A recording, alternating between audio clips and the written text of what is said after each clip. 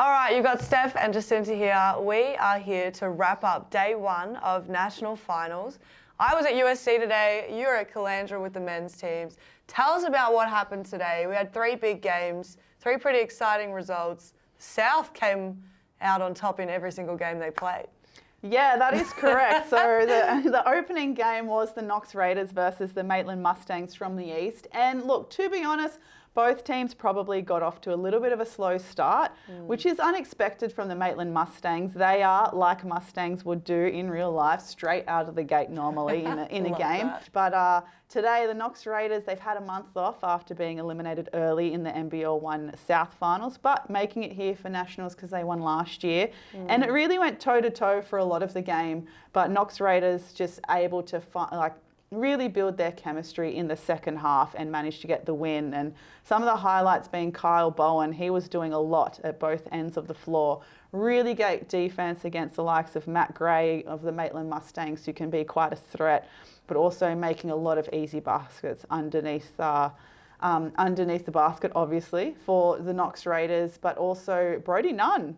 He was really, really good. He's been solid all year, Brody Nunn. Yeah, I've noticed him. I mean, as a South person, you know, you get around, you know the league a little bit. He's been pretty solid, so I'm not surprised to see him step up on this stage. I'm looking forward to watching him tomorrow. And I think what was impressive about him is that he started to light it up in the second quarter from the arc, and then his shots weren't really coming to him in the second quarter, so managed to become a bit more of a facilitator, controlling the tempo a lot more, so showing a lot of maturity for his age, which I like to see. Love that. And the second game? Second game was Forestville Eagles from Central, and they took on, who did they play again? Eltham. Eltham. They did play Eltham. No Foxwell, no Glover. That's right. They still got the win though. They did, and it's similar to Knox. They managed to find their chemistry very late in the second. They were relying too much on their perimeter game, which wasn't being productive for them on the offensive end. So once they got the ball inside a lot more, they got a lot more easy baskets, and Eltham just ran away with it in the end. But Forestville, playing in second gear, they didn't have Daniel Johnson. We made the joke actually early in the day that he couldn't get off work, and it turns out he couldn't get off work. Yeah. NBL1 things, man. It's tough. Exactly. It's that work-life balance now. So hopefully he'll be back for Forestville tomorrow. Okay, that hopefully makes a big difference for them. Definitely. He averages 20 points and 12 rebounds, so that's a big gap to fill for the Eagles. To miss, especially if it's a big team in Eltham. Yeah, correct. But Eltham did really well to get that win today. The third game. Biggest one of the day, we had Mandurah Magic from NBL1 West taking on Mackay Meteors in NBL1 North. So kind of the home team represent here on the Sunshine Coast, even though Mackay and Sunshine Coast have a bit of a difference between the distance between them. Still home. It's still home. It's still home. In the north, yeah.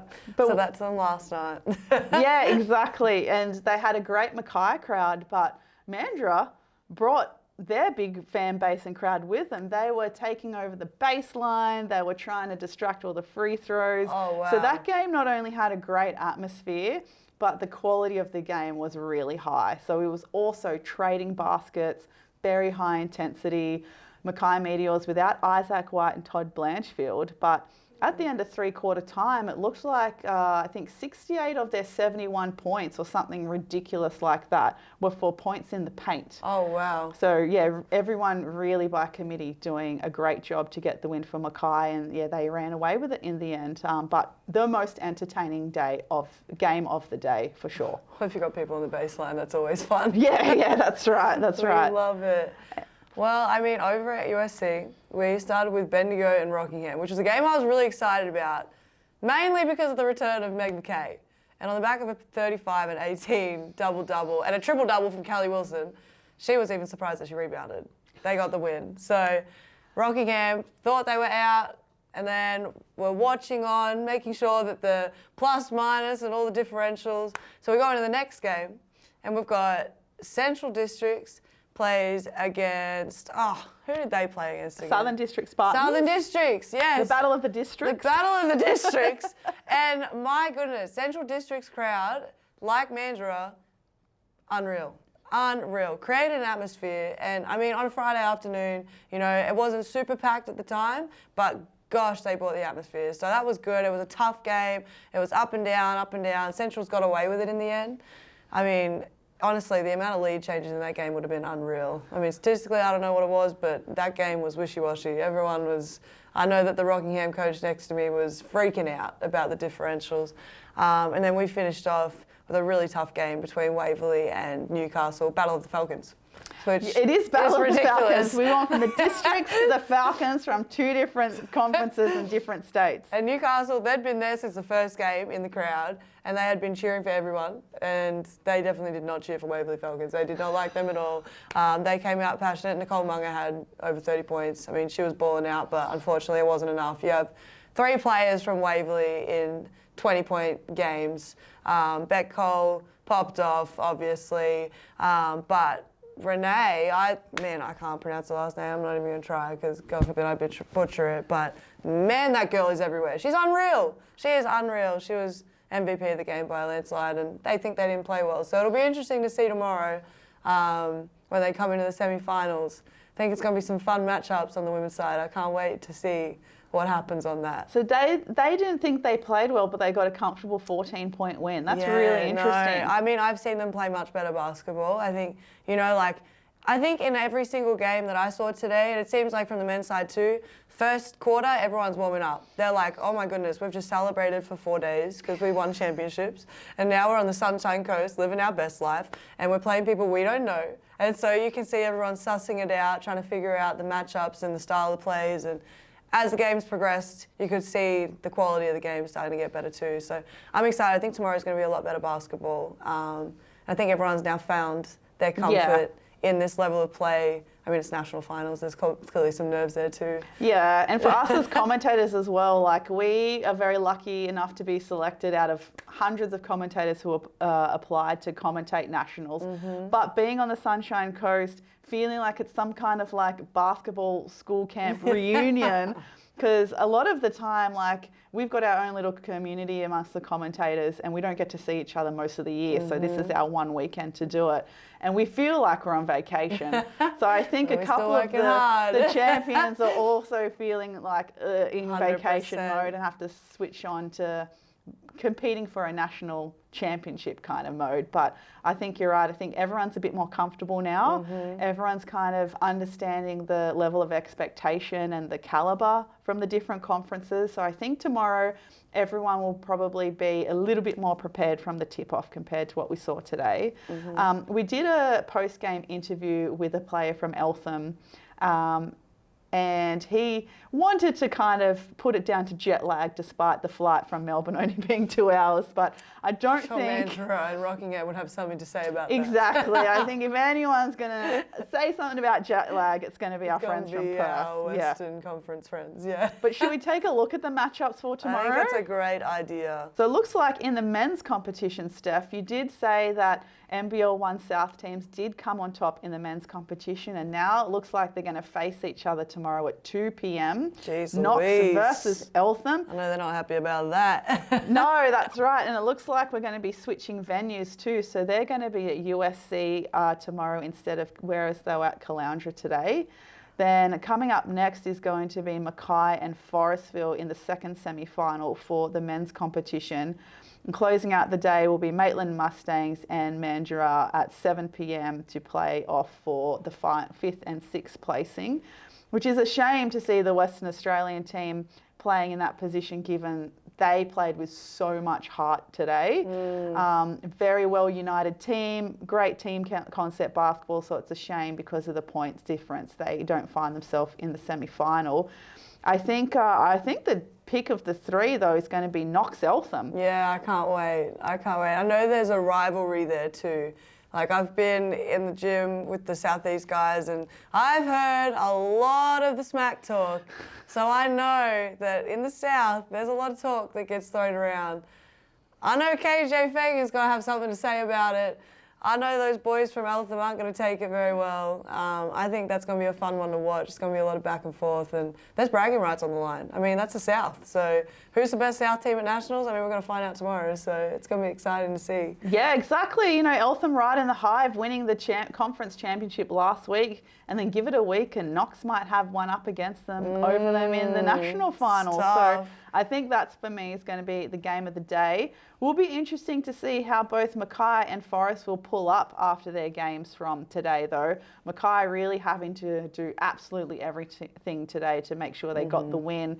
So recovery is going to be super important for them. And I hope Forest will find their fire somehow and come out a little bit more prepared tomorrow than they did today. But what are you seeing in the women's matchups for tomorrow, Steph? I mean, honestly, every game today was tough. So it'll be interesting to see. I'm interested to see Central Districts versus Bendigo. Having Meg McKay back in the mix is a game changer. I think at any team that they had come up against, she is a matchup problem. She is big, she is strong, she is smart, she can finish, and you know what? She might not have played in the last couple of months, but she ain't missed a beat. No. She was running that rim and no one could catch her for 40 minutes. I mean, I'm excited to see. I mean, Central Districts don't have a lot of size, but they have a lot of shooters. So it'll be interesting to see the way that they match up. Waverley as Rockingham. That's a talented group. Between both teams, there is so much talent. There's WNBL players, there's ex-WNBL players, you've got European players, you've got development players from WNBL teams in the past. There's a lot of talent there, and I think the matchups are going to be really good between the two. I can't wait to see that game. And then Southern Districts and Newcastle playing in that 5th, 6th game.